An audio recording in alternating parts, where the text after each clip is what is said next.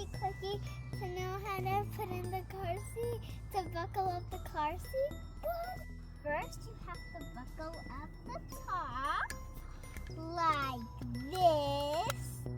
Then buckle up the bottom.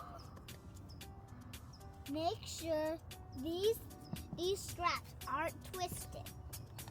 Next, you have to push the pads up to the shoulder so then you're comfy at the top. If they're at the bottom, you'll just be like this. Ooh. Next, you will have to tighten. It's nice and tight when you can't pinch the top of your shoulder. Sure, the clip is at the armpits. I know armpits is funny, right? Always make sure the car seat is stirred by the front, facing the front.